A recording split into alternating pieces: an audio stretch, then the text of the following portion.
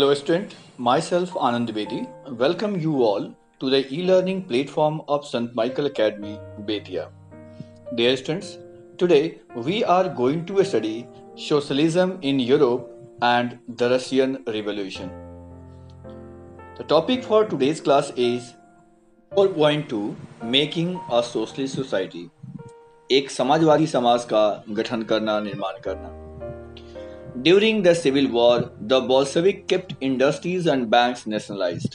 Civil war के दौरान बॉल्शेविक्स ने इंडस्ट्रीज और बैंक्स को नेशनलाइज रखा. They permitted peasants to cultivate the land that had been socialized.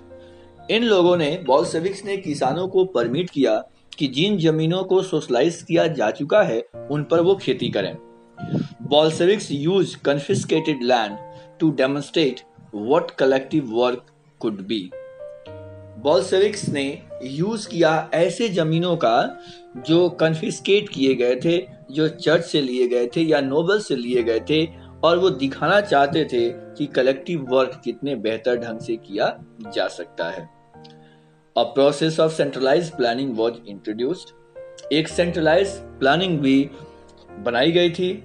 Officials assessed how the economy could work. जो officials थे वो असेसमेंट किया करते थे कि इकोनॉमी कैसे वर्क करेगा and set targets for 5-year period. और 5 साल के पीरियड के लिए ये टारगेट भी सेट किया करते थे. On this basis they made 5-year plans. और इस आधार पर पंचवर्षीय योजनाएं बनाई जाती थी. The government fixed all prices to promote industrial growth during first 2 plans. शुरू के 2 प्लान्स में गवर्नमेंट ने हर वस्तुओं की कीमत फिक्स कर दिया ताकि इंडस्ट्रियल ग्रोथ को सपोर्ट किया जा सके, इंडस्ट्रियल ग्रोथ को इंश्योर किया जा सके. Centralised planning led to economic growth. Centralised planning से इकोनॉमिक ग्रोथ भी हुए. Industrial production increased between 1929 to 1933. 1929 से 1933 के बीच इंडस्ट्रियल डेवलपमेंट देखने को मिले. इंडस्ट्रियल प्रोडक्शन में बढ़ोतरी हुई बाई 100%, यानी 1929 से दोगुना हो गया इंडस्ट्रियल प्रोडक्शन 1933 में. किन चीज़ों में? In case of oil, coal and steel. Oil के फील्ड में, कोल के फील्ड में और स्टील के फील्ड में. New factory cities came into being. नए फैक्ट्री सिटीज भी एग्जिस्टेंस में आ गए. However rapid construction led to poor working condition. बहुत तेजी से जो कंस्ट्रक्शन हो रहे थे इसकी वजह से पुअर वर्किंग कंडीशन ही देखने को मिल रहा था. In the cities of Magnitogorsk the construction of a steel plant was achieved in 3 years. उदाहरण के तौर पर एक सिटी का नाम दिया गया है जिसको मैग्निटोगोर्स्क कहते हैं. यहाँ पर एक स्टील प्लांट केवल 3 वर्षों में ही बना लिया गया था.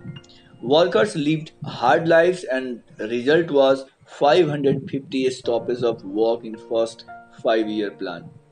वर्कर्स को काफी हार्ड परिश्रम करना पड़ता था और इसका परिणाम था कि फर्स्ट ईयर में ही केवल 550 बार वर्क को स्टॉप करना पड़ा. सोच सकते हैं आप, फर्स्ट ईयर अलोन केवल एक साल में ही 550 टाइम्स वर्क को स्टॉप करना पड़ा. In living quarters in the winter time. जाड़े के समय में लिविंग क्वार्टर्स में एट 40 डिग्री टेम्परेचर बिलो, यानी -40°C से भी कम टेम्परेचर हुआ करता था. People had to climb down from the 4th floor and dash across the street in order to go to the toilet. Workers को टॉयलेट जाने के लिए -40 डिग्री से भी कम तापमान पर 4th फ्लोर से नीचे उतरना पड़ता था और सड़कों को, स्ट्रीट को क्रॉस करना पड़ता था. An extended schooling system developed. एक एक्सटेंड किया हुआ स्कूलिंग सिस्टम भी डेवलप किया गया. And arrangements were made for factory workers and peasants to enter universities. ऐसी व्यवस्था की गई, ऐसा अरेंजमेंट किया गया कि जो फैक्ट्री वर्कर्स थे, पीजेंट्स थे, यूनिवर्सिटीज में एंटर कर सकते थे. Creches were established in the factories for children of women workers. जिन फैक्ट्रीज में महिला वर्कर्स काम किया करते थे उनमें क्रेचेज मतलब जो पालना होता है, जिसमें बच्चे को खेलने के लिए यूज किया जाता है ताकि महिलाएं अपना काम भी कर सकें और बच्चे उसमें झूला झूल सकें, खेल सकें, पालना जिसको हम कहते हैं। तो पालने की व्यवस्था भी की गई थी ऐसे फैक्ट्रीज में जिसमें विमेन वर्कर्स काम किया करते थे। Cheap public health care was provided. Health care facility थी, हालांकि ये चीप क्वालिटी की हुआ करती थी। Model living quarters were set up for workers के लिए लिविंग क्वार्टर्स भी बनाए गए थे। The effect of all this was uneven, लेकिन इन सब का जो रिजल्ट था, इफेक्ट था, वो एक समान हर तरफ नहीं था। दो सिंस गवर्नमेंट रिसोर्सेज वर लिमिटेड, और इनका एक कारण यह भी था कि गवर्नमेंट के पास रिसोर्स की कमी थी। Here in figure 15 you can see the children in Soviet Russia. They are in a school, they are studying. Figure number 16 is showing a child in Magnitogorsk during the first 5-year plan. First 5-year plan में बच्चे की तस्वीर यहाँ दिखाई गई है। He is working for Soviet Russia, यानी even एक बच्चा सोवियत रशिया के लिए काम कर रहा था। Figure number 17 factory dining hall in 1930s। 1930s में फैक्ट्री का डाइनिंग हॉल कैसे हुआ करता था आप इन तस्वीरों में देख सकते हैं। लॉन्ग टेबल्स यहाँ लगाए गए हैं जिस पर दोनों तरफ से लोग खाना खा सकते थे। ये अरेंजमेंट आप देख सकते हैं। स्टैलिनिज्म एंड कलेक्टिविजेशन।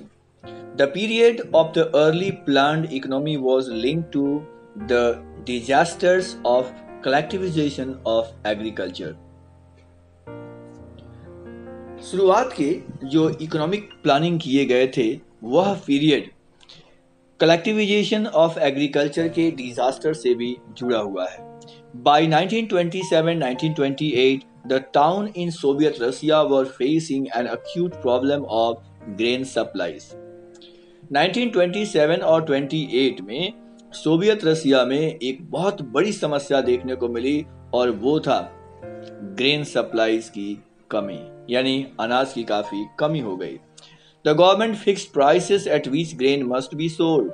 गवर्नमेंट ने क्या किया, अनाज की कीमत फिक्स कर दिया, उसी कीमत पर अनाज को बेचा जाना था। But the peasants refuse to sell their grain to the government's buyer at these prices. लेकिन किसानों ने गवर्नमेंट के द्वारा फिक्स किए गए इस कीमत पर अपने अनाज बेचने से इनकार कर दिया। Stalin who headed the party after the death of Lenin. Lenin के डेथ के बाद बोल्शेविक पार्टी का जो लीडरशिप है वो स्टालिन के हाथ में आता है, जिनकी तस्वीर आप यहाँ देख रहे हैं। स्टालिन के हाथ में आता है। तो स्टालिन यहाँ पर क्या करते हैं, तो introduced form emergency measures. Stalin ने इमरजेंसी मेजर्स अपनाए, बहुत कड़े स्टेप इन्होंने लिए। He believed that rich peasants and traders in the countryside were holding stocks in the hope of high prices. Stalin का मानना था कि जो कीमत काफी बढ़ गई है, अनाज की जो कमी हो गई है, इसके पीछे किसान हैं, क्योंकि किसानों ने बड़े पैमाने पर अनाज की होल्डिंग कर रखा है, अपने घर में ही स्टॉक बना करके उन लोगों ने रखा है ताकि जब कीमत बढ़ जाए तो वे हाई प्राइसेस पर इसे बेच करके लाभ कमा सकें। Speculation had to be stopped and supplies confiscated. तो उनका मानना था कि स्पेकुलेशन यानी अनाजों को जो जमा करके रख लिया गया है उसको खत्म किया जाए, उसे स्टॉप किया जाए और जो भी सप्लाईज रोके गए हैं उनको भी कन्फिस्केट किया जाए, उन्हें अपने कब्जे में लिया जाए और लोगों तक अनाज प्रोवाइड किया जाए। In 1928, members toured the grain producing areas, supervising enforced grain collection and raiding kulaks. 1928 में पार्टी के मेंबर्स ने ग्रेन प्रोड्यूसिंग एरियाज में यानी खेतों में किसानों के यहाँ पार्टीज के मेंबर्स गए, सुपरवाइज किया उन लोगों ने जहां भी ग्रेन के कलेक्शंस हुआ करते थे, खास करके कुलक्स पर उन्होंने रेड किया। कुलक्स मतलब बड़े बड़े किसान। The name for well-to-do peasants, जो किसान well-to-do थे, अच्छे खासे आर्थिक स्थिति में थे, इनके यहाँ पैदावार काफी अच्छी हुआ करती थी, उनको कुलक्स कहा जाता था। तो कुलक्स के यहाँ रेड किए गए। As shortage continued, the decision was taken to collectivise farms. जब अनाज के शॉर्टेज कंटिन्यू रहे तो डिसीजन लिया गया कि फार्म्स पर कलेक्टिव खेती की जाए। And it was argued that grain shortage were partly due to a small size holding. एक कारण यह भी माना गया अनाज की कमी का कि चूंकि लैंड होल्डिंग्स बहुत छोटे हैं, इसलिए अनाज का पैदावार पर्याप्त नहीं हो पा रहा है, इसलिए स्मॉल लैंड होल्डिंग्स की जगह पर कलेक्टिवाइजेशन को यहाँ सपोर्ट किया गया। कलेक्टिवाइजेशन का मतलब होता है बड़े बड़े लैंड पैचेस पर खेतीबाड़ी करना। इसमें एक किसान की जमीनें अगर छोटे छोटे टुकड़ों में कई जगहों पर है तो उन सभी जमीनों के बदले किसान को एक जगह जमीन दी जाती है जिसका प्लॉट साइज बड़ा होता है ताकि वो मॉडर्न एग्रीकल्चर उसमें कर सकता है। तो कलेक्टिवाइजेशन को बल दिया गया। After 1917 land had been given over to peasants. 1917 के बाद जमीनों को किनको दिया गया था? तो किसानों को दिया गया था। The small size peasants farms could not be modernised. चूंकि ये फार्म बहुत छोटे थे इसलिए इन्हें मॉडर्नाइज नहीं किया जा सकता था। To develop modern farms and run them along industrial lines with machinery it was necessary to eliminate kulaks, take away land. Modern farming को डेवलप करने के लिए और इंडस्ट्रियल लाइंस के आधार पर उन्हें चलाने के लिए यह आवश्यक था कि कुलक्स को एलिमिनेट किया जाए। From peasants and establish still controlled large farms, यानी कुलक्स से जमीनों को लेकर के और स्टेट कंट्रोल में बड़े बड़े फार्म्स डेवलप किए जाएं। What followed was Stalin's collectivisation programme. और इसके बाद क्या होता है? तो स्टालिन का कलेक्टिवाइजेशन प्रोग्राम शुरू होता है। From 1929, the party forced all peasants to cultivate in collective farms, which was at that time called kolkhoz. 1929 में पार्टी ने किसानों को फोर्स किया कि वो कलेक्टिव फार्म में ही खेती करें। कलेक्टिव फार्म का दूसरा नाम यहाँ दिया गया है कोलखोज। The bulk of land and implements were transferred to the ownership of collective farms. जो कलेक्टिव फार्म्स की ओनरशिप जिनके पास हुआ करती थी उनको बड़े पैमाने पर जमीनें और विभिन्न प्रकार के जो इम्प्लीमेंट्स होते हैं खेती-बाड़ी करने के उन्हें सौंपे गए। Peasants worked on the land and kolkhoz profit was shared. किसान जमीनों पर खेती-बाड़ी किया करते थे और जो कोलखोज से प्रॉफिट हुआ करता था उसको शेयर किया करते थे। Enraged peasants resisted the authorities and destroyed their livestock.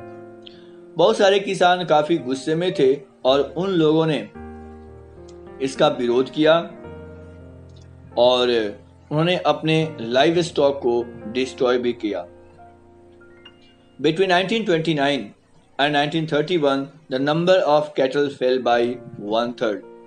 1929 से 1931 के बीच, between 1929 and 1931, in these 3 years, number of cattle यानी मवेशियों की संख्या घट करके 1/3 हो गई। जैसा कि आप जानते हैं आज तो मॉडर्न एग्रीकल्चर होता है, इसमें डिफरेंट टाइप्स ऑफ मशीनरीज का इस्तेमाल होता है, बड़े बड़े गाड़ियां आ चुकी हैं जिनका इस्तेमाल होता है। बट इन 1931 आप सोच सकते हैं उस समय खेती बाड़ी करने का जो मुख्य संसाधन हुआ करते थे उनमें मवेशियों का रोल सबसे ज़्यादा था।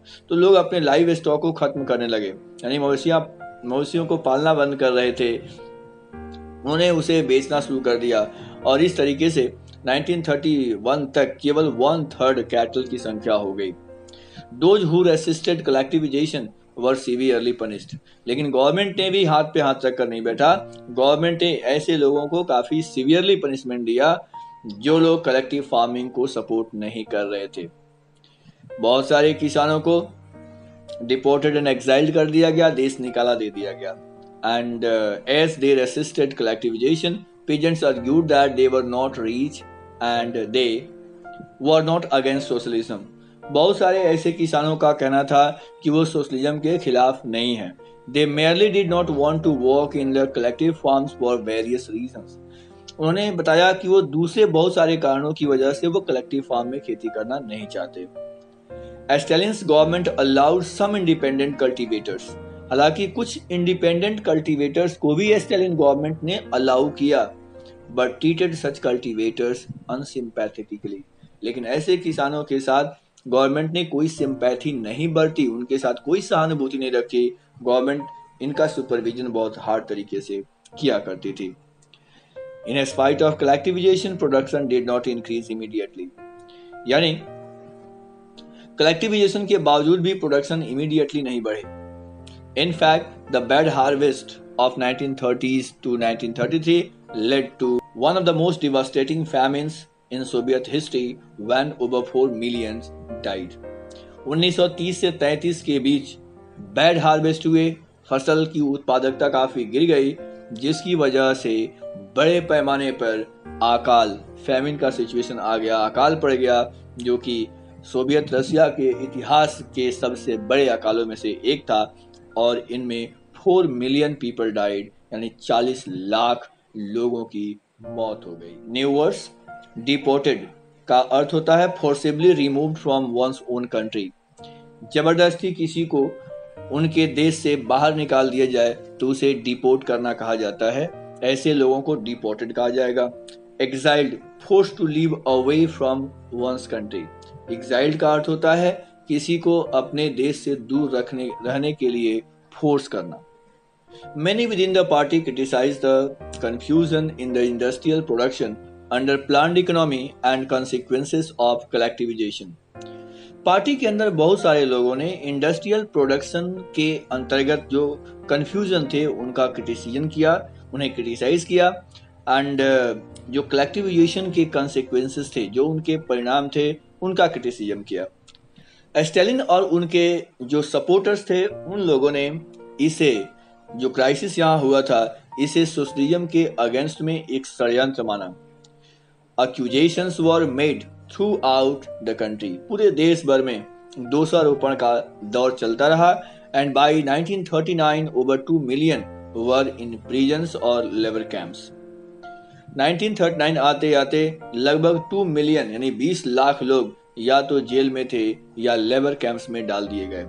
Most were innocent of crimes, उनमें से अधिकांश जो थे वो कोई क्रिमिनल्स नहीं थे, उन्होंने कोई क्राइम नहीं किया था। दे वर इनोसेंट, निर्दोष थे, but no one spoke for them, लेकिन उनके लिए कोई बोलने वाला नहीं था। A large number were forced to make false confession under torture and were executed. बड़े पैमाने पर लोगों को फोर्स किया गया कि वो फॉल्स कन्फेशन करें, वो मान लें कि उन्होंने बहुत बड़ा क्राइम इस तरह से किया हुआ है। उन्हें टॉर्चर किया जा रहा था और टॉर्चर करके उन पर दबाव बना करके कन्फेशन करने को कहा जा रहा था। बहुत सारे लोगों को एक्सिक्यूट भी किया गया, बहुत सारे लोगों को मौत की सजा दी गई। Several among them were talented professionals, और ऐसा माना जाता है कि जिन लोगों को एक्सिक्यूट किया गया था उसमें बहुत सारे लोग टैलेंटेड प्रोफेशनल्स भी थे।